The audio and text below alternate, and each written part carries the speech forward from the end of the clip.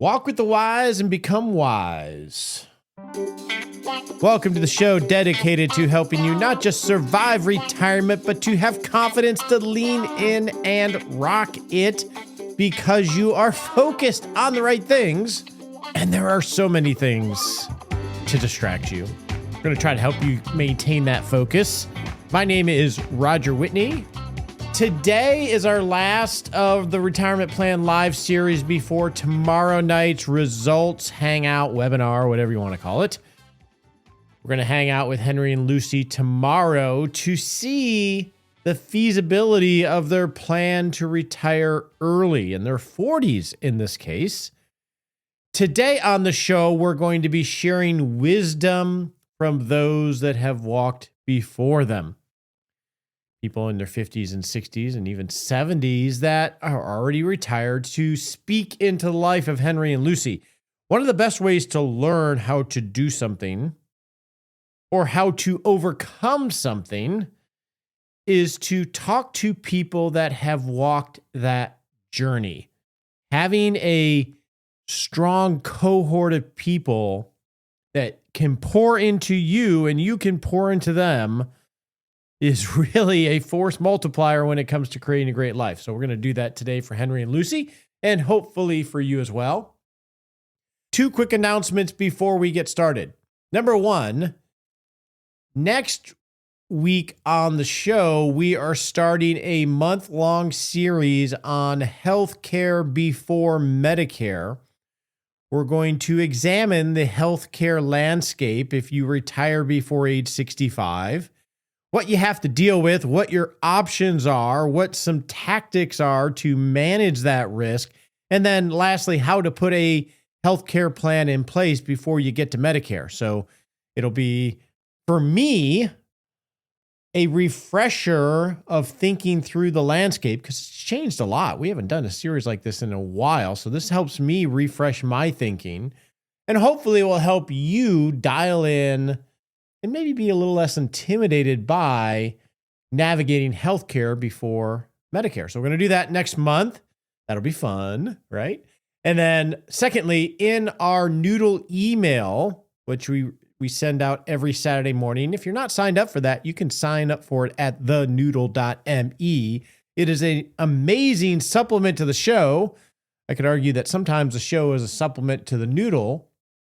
That we send out every Saturday morning. We are going to have a listener survey, a revised listener survey, and this is your chance, not that you don't have a chance every week by hitting reply to the Noodle, to share some information with us and help us make this show more impactful for you, because you are here to accomplish something, and I want to help you with that when it comes to retirement. So please look out for that survey in the Noodle. Okay, with that said, let's get to some of the advice that we received for Henry and Lucy. All right, we got a number of people that emailed in some wisdom for Henry and Lucy based on their experience, so we're just going to read a few of these to help them. The first bit of wisdom comes from Margaret and Rodney. Margaret says, "What would I tell my 45-year-old self? I think what comes to mind is how long ago that was. There's a lot of life between 45 and 61. Since that time, I've moved away from responsibilities of raising a family, moving into creating my best life, surrounding myself with like-minded friend group. I have plenty of time to pursue hobbies, workouts, and spend quality time with family." So it sounds like for Margaret, it was this change of seasons. Just like you change seasons from college life to professional life to family life, this is a whole nother change of seasons that you get to take control of. Now, Rodney had a little bit of a different view. Rodney says, "I know that you hate work, 45-year-old self, but the world needs you. And crazy as it sounds, you need work. Work serves a purpose in your life. You need the structure. Vacations and travel are fun because they give you a break. Without work, all of the fun in life would be just simple routine. So Rodney makes a case that you need to have work. You need to have something that you're striving for. I'm in Rodney's camp here.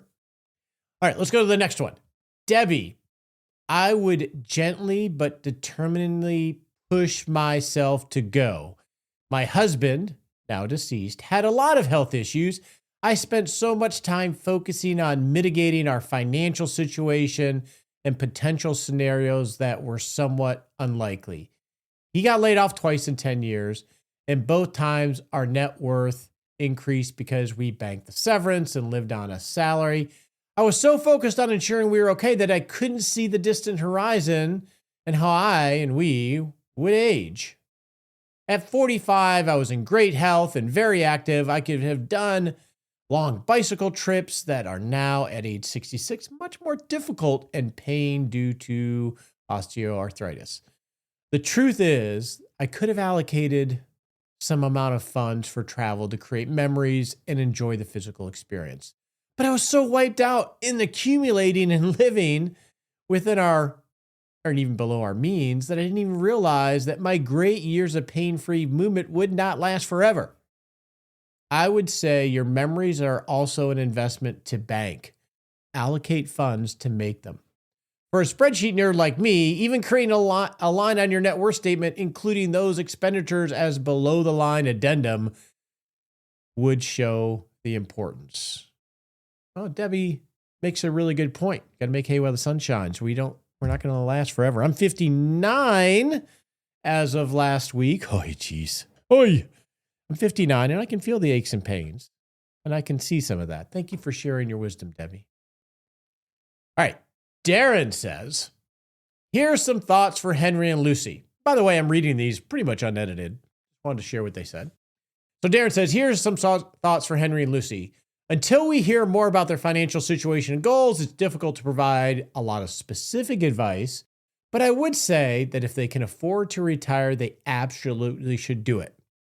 My wife and I retired 5 to 6 years ago in our mid-40s and now travel 7+ months each year and work on some passion projects. We recognize that the life is short and nobody knows how much time they've got left. So if they can afford to retire, they should do so. In the first segment, Lucy mentioned that if they don't get ACA subsidies, healthcare insurance would cost them about $20,000 more per year. Perhaps that is correct for the specific situation, but we've met many people who don't know what health insurance will cost because they never shopped. Yet they assume it will be prohibitively expensive, so they continue to work. Our advice is to find a health insurance broker and get actual costs for their options. And if they are planning a significant amount of international travel, a global health insurance plan with U.S. coverage up to 6 months, he says, can be significantly cheaper than a traditional U.S.-based plan. It sounds like Henry and Lucy both demonstrated leadership in their careers, and we have noticed that former leaders who are adaptable and creative are very successful early retirees. All right, now let's go to Troy. Troy says, listening to your interview with Henry and Lucy, my wife and I found ourselves struggling. We just wish they understood that they can actually get paid to do what they love. To us, it sounded like they were miserable with their career choices. Maybe we misunderstood or read between the lines more than we should.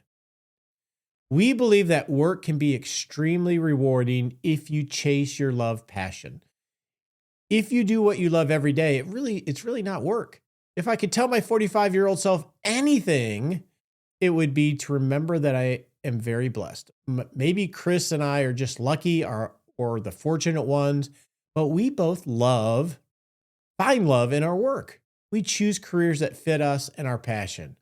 Remind your listeners that most often the money is the easy part. Joy and happiness tends to be much more elusive if you choose poorly. FYI, we are 61 and 62, retiring soon, mostly to spend time with our grandkids, travel, and give back, pay it forward, so to speak. All right, let's go to Frank. Frank says, number one, having been retired a few years and very much enjoying the freedom, the thought of having to go back to work is my worst nightmare. So my advice is that you should be very confident in your ability to retire financially. Number 2, it was mentioned that you could go back to work if necessary, but if after many years your skills were degraded, you might have to work a minimum wage job. Fine, but one has to put in a lot of hours to bank a minimum wage. Probably not what you had in mind in early retirement. My suggestion, Frank says, would be to develop a side gig, hobby, etc., that has the potential to pay more than minimum wage. Not work full time at it, but work just enough to maintain your skills so that you have the option to ramp up at any time. If interested in a craft, woodworking, blacksmith, etc., once retired, you could apprentice yourself in something that really inspires you and use the skills to earn income. All right, we got one more here. This is from Christina. Christina says, I'm looking forward to your live case study. The following are some thoughts to share with Henry and Lucy. When I was their age and I was super focused on fire, although nobody called it that then, I paid off my house at 45 and then had an epiphany, which was that I was cheating myself on enjoying life by focusing too much on fire. After that, I bought a more expensive house with a mortgage in a neighborhood that was much nicer and suited me better. I also treated myself to a new car, a new mountain bike, love that, and upgrades more frequently. I also went on fabulous vacations. Yes, I had to work 5 to 10 years longer, but my life was so much more enjoyable than before. So if they're doing fire and feel like their quality of their life is good, then great. Otherwise, loosen the purse strings and enjoy life, as none of us is guaranteed tomorrow. Number 2, my dad died in a mountain climbing accident at age 70. Fortunately, he had been enjoying his life to the full after retiring in his early 50s. That woke me up to understanding that I am not guaranteed retirement or even a long retirement. While I retired 5 to 10 years later than originally planned, I still retired early, 60, and have a fabulous life in Salida. In Salida, I think we've met. And enjoying being grateful for every moment.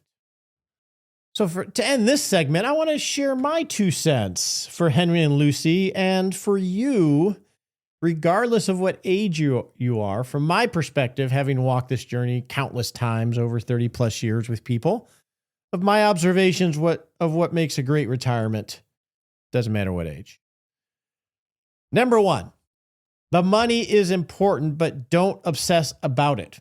Retirement planning is a means for you to go create a great life. And yes, you have to be diligent at it, but compartmentalize it because it's easy to let this be your new job. And in some ways it is, but it can be a part-time job. Number 2, once you have the money part down and you know that it's feasible, and I don't even know for you and Henry, once you have that dialed in and you have a system to manage that, get out of your own way through hundreds and hundreds of one-on-one conversations. Those that have had the money right, what I have observed, most of them are searching for permission to do what they already know they want to do, but they just can't quite get themselves to do it. They're searching for affirmation, for permission, for confidence, whatever you want to call it. And that's understandable. I do that in my life all the time. So I would encourage you to trust yourself.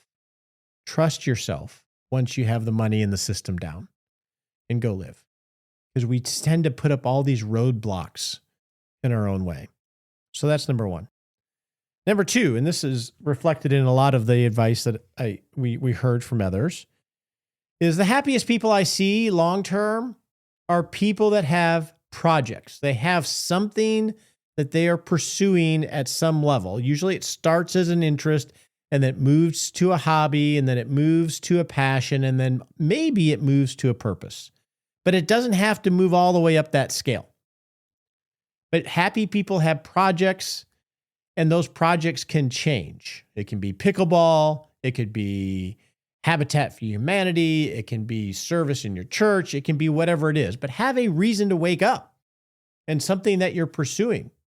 Those that don't I've observed, end up getting on a loop of distraction. Someone mentioned this the other day in our coach's call of sometimes retirement can be a different form of keeping up with the Joneses and just manic travel, manic experiences can become this whole loop that can be very superficial at its worst and not very meaningful, but you're so busy doing it that you don't notice, and that's where regret can come in later in life. So I recommend to you, have a conversation with your 90-year-old self periodically. What would they be happy that you did?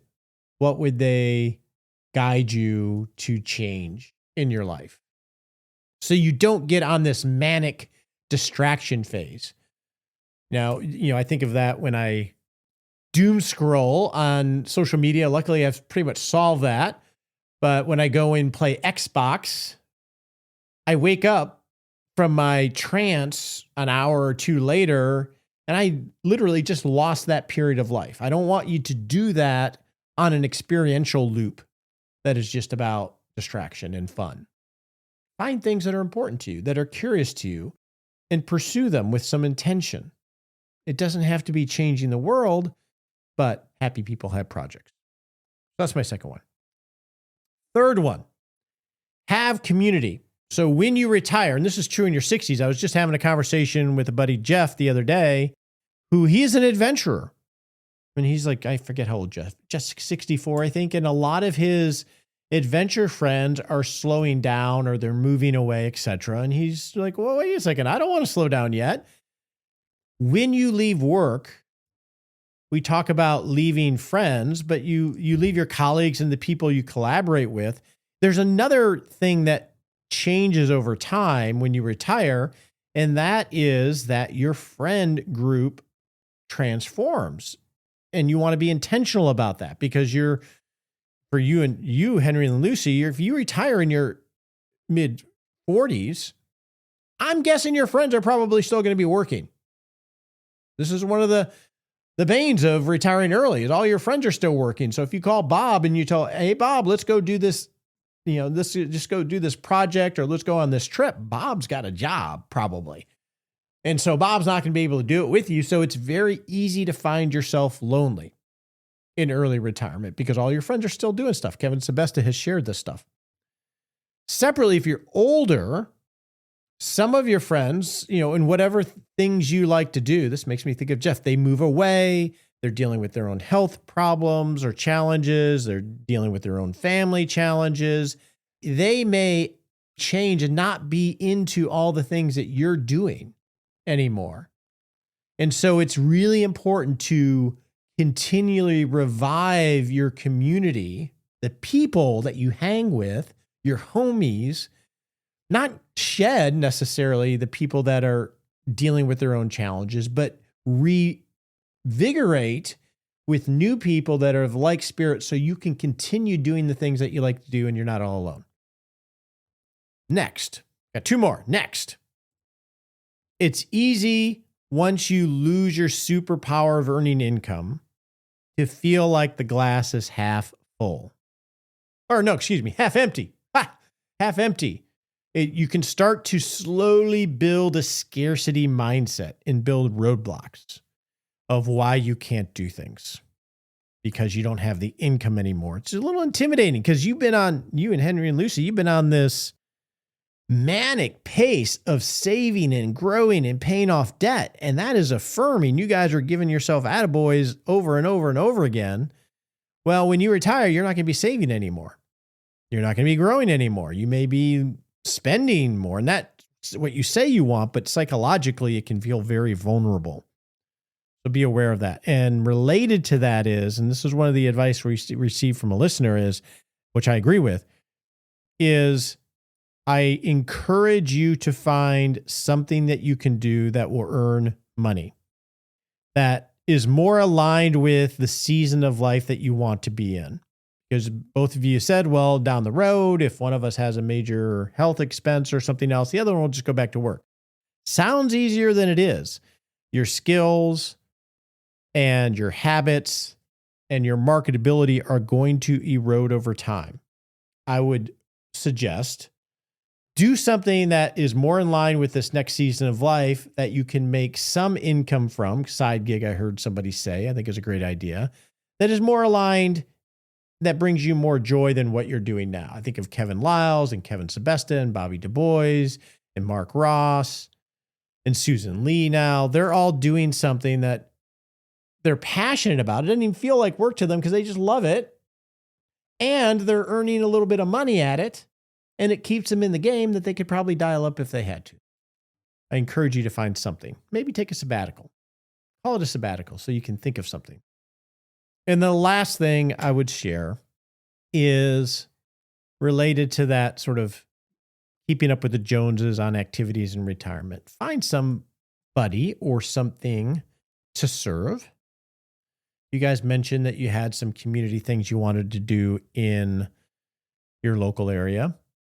The way that we make our country great or better is by giving back in some way. And that can be micro, locally, in the community, in the state, in the county, in the country, in the world. Find some way to serve others. It could be just helping raise grandchildren. It could be mentoring. It could be Habitat for Humanity. It could be all sorts of things. I don't care. But that's how we help build a better country, is by helping others in some way be inspired, get a hand up, whatever it is. I think of Rajiv. Every week he goes and visits an Alzheimer's facility, and he's gone for years. He knows all the people. Those people that never really see anybody. So find some way of serving someone else. All of these things flow together. So those are my 2 cents for rocking retirement. With that, let's go set a smart sprint. On your marks, get set.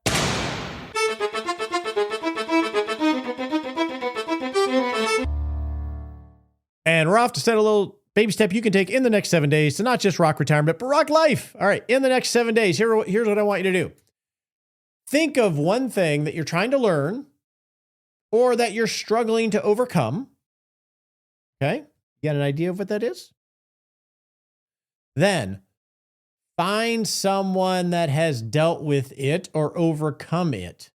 And before you go down the rabbit hole of YouTube and books and everything else, go have a conversation with somebody that's farther along on the trail. And let them guide you and share their wisdom. One, it builds great community, builds friendships, and who better to learn from than somebody that's actually done it and dealt with it. Real simple, superficial example here. I have my Bronco. I love my Bronco. I buy stuff and I put it on it, and it's meant to be gear for me in Colorado. But I'm not a gear head. I don't know how to do stuff on vehicles. I never had anybody to teach me that as I was growing up. And I got a buddy. His name is Mark. Mark works on cars. Mark has a lift in his little garage, and he's got all the tools. He has like an old classic vet that he takes to shows. One thing Mark loves is to help other people and show all his gadgets because he's into all this stuff. So this is a good symbiotic relationship. Mark gets to work on vehicles and show somebody how to do stuff, and I get to learn and hang out with Mark. So about a month or so ago, we put armor underneath the Bronco. You do that because if you're going over big rocks, you don't want your gas tank to get punctured or your transmission to get banged up on a rock. So we put that. Felt very manly. Maybe we'll put a photo of that in the Noodle. And after I record the show, I bought some rock sliders. Those are sort of like the steps that go on the side of a car that you would step up in, but they're more beefier than that. So if you fall off a rock or hit a rock, it doesn't hurt the side of your car or underneath, or you can sort of slide along it. So I'm going to go with Mark and put the thing up there, and he's going to show me how to put these rock sliders on, and we're going to do that together. Simple example. This could be something you're struggling with. Got an issue with alcohol? Alcohol is anonymous. You are wondering about identity? Talk to somebody that's retired that you think is doing that well. You're trying to lose weight?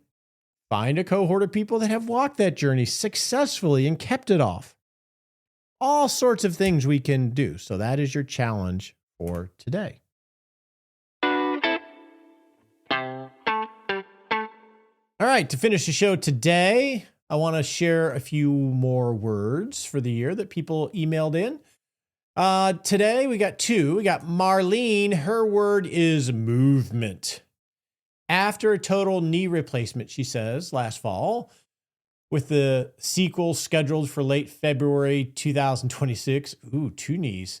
Movement has become, let's call it a priority, she says. As someone who has always been super active, I assumed rehab meant workouts, long walks, and lifting weights. Basically, no pain, no gain. What I learned instead is that the real magic is the unglamorous stuff. It's the stretching, balancing, getting up to move at least 45 minutes, even when I'd rather not. Turns out, movement isn't about crushing workouts. It's about turning into a decorative couch pillow. Okay. And honestly, the lesson I'm learning, movement doesn't have to be hard to be powerful. I love that for you, Marlene. Next word is from Sherry. She got a little fancy on us. I've actually chosen a term from French culinary world. Mise en place. I'm sure I'm not pronouncing that very well. Mise à place is how AI says to pronounce it. I don't think I'm getting it right. Anyway. It's a French culinary term meaning everything in its place, referring to the essential practice of organizing and arranging all ingredients and equipment before the cooking to ensure efficiency, reduce errors, and create calm, organized workflow, allowing you to focus on the actual cooking process. It involves reading the recipe, prepping the ingredients, and gathering tools beforehand and making cooking smoother and less stressful. When I take the time to get organized, locate the right tools or equipment, and do the prep work, I find that I enjoy all my activities more. This year, I've been using, I'm going to pronounce it wrong, mise en place, is that better? Approach to rocky retirement. Sorry, Sherry. I love that, Sherry. I'm working on just getting my keys, putting everything in its place. And all my equipment in Colorado, Sherry, I can relate to this. I bought some Milwaukee tool chests. I have a gear locker in Colorado where I have my camping gear. I have my mountain biking gear. I don't wonder where all this stuff is, and my wife will stop laughing at me. So I love that for you, Sherry. All right, everybody. I hope you have a wonderful day. I don't know. I'm happy today. I hope you are happy too. The opinions voiced in this podcast are for general information only and not intended to provide specific advice or recommendations for any individual. All performance reference is historical and does not guarantee future results. All indices are unmanaged and cannot be invested in directly. Make sure you consult your legal, tax, or financial advisor before making any decisions.